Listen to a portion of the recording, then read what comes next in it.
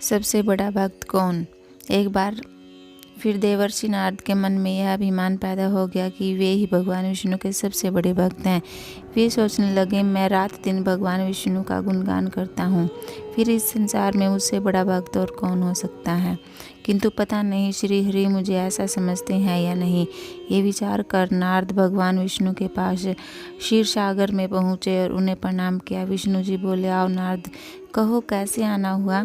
नारद बोले, भगवान मैं आपसे एक बात पूछने आया हूँ।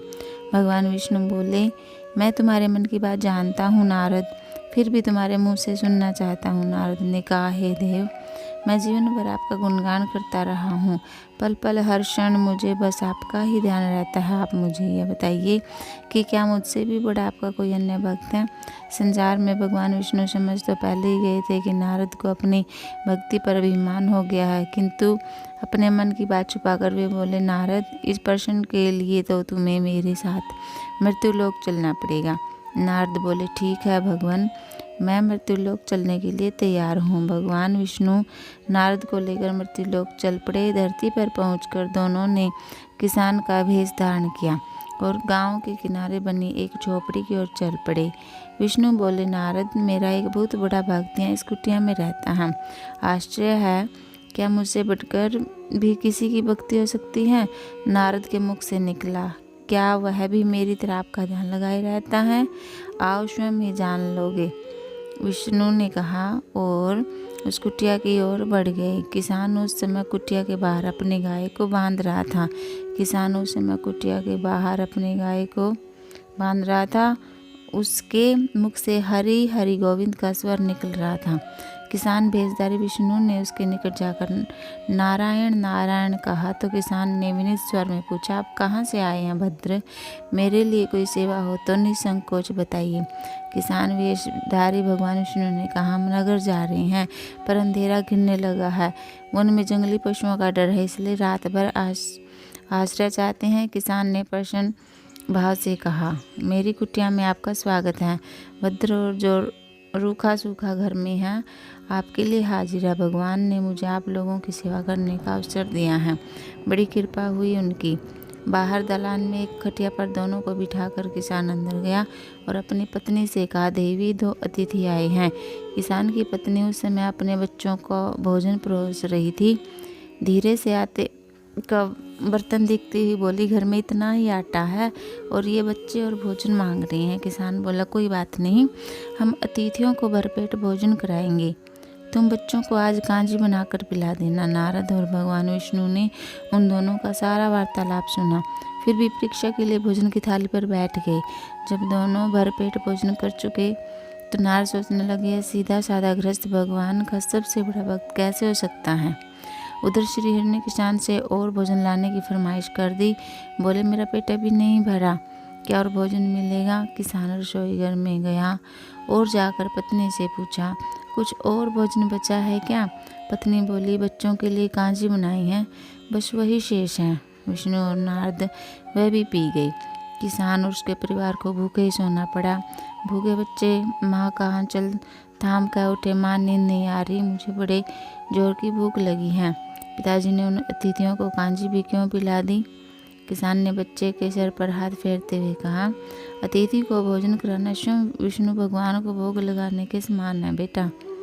बाहर दलान में दोनों अतिथि अलग अलग बिस्तरों पर लेटे हुए थे। भगवान विष्णु ने कहा, तुमने सुना नारद, किसान और उसके परिवार को भोजन नहीं मिला, फिर भी वे मेरे गुण गाए रहे हैं। यह तो कुछ भी नहीं है, मैंने तो कई कई दिनों तक भूखे रहकर आपका स्मरण किया है। अगले दिन सुबह उन्होंने देखा किसान भगवान विष्णु की मूर्ति के सामने कह रहा था, गोविंद हरि हरि, तुम सदा मेरे मन में बसे रहो, बस मुझे और कुछ नहीं चाहिए। फिर दोनों अतिथियों से बोला, हरि की बड़ी कृपा है, वही जग का रखवाला है, प्रभु की दया से रात को कोई कष्ट तो नहीं हुआ।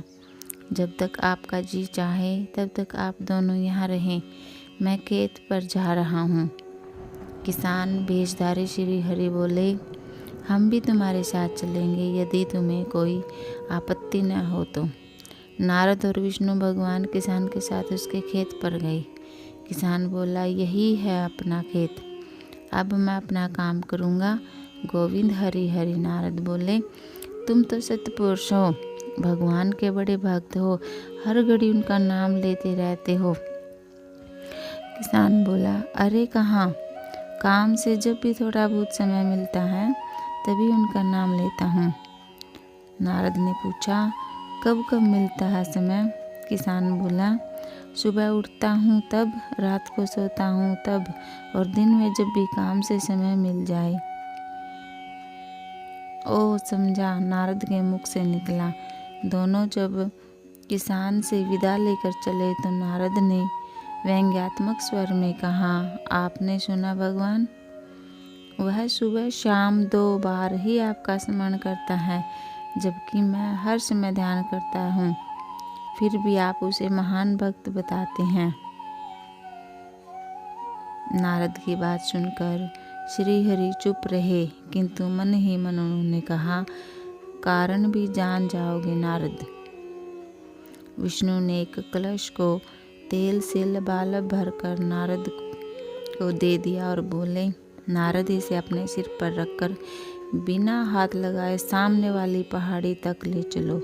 ध्यान रहे इस कलश में रखे तेल की एक बूंद भी जमीन पर गिरने न पाए। नारद बोले, यह कार्य सहज तो नहीं है। यह कहकर नारद ने कलश सिर पर रख लिया और पहाड़ी की ओर चल दिए। नारद पहाड़ी तक गए और लौट आए। विष्णु बोले, लौट आए नारद, ठीक है, अब यह बताओ कि इतनी दूर जाने और आने में तुमने कितनी बार मेरा स्मरण किया है? नारद बोले, एक बार भी नहीं भगवान।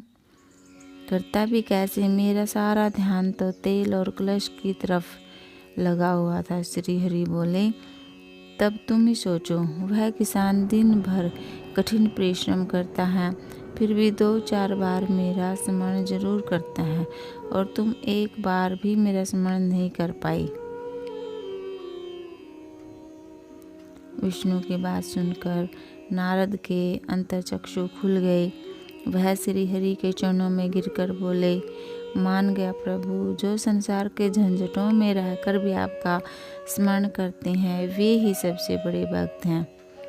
अगर वीडियो अच्छी लगी तो प्लीज़ लाइक कर देना और चैनल को सब्सक्राइब कर देना प्लीज़।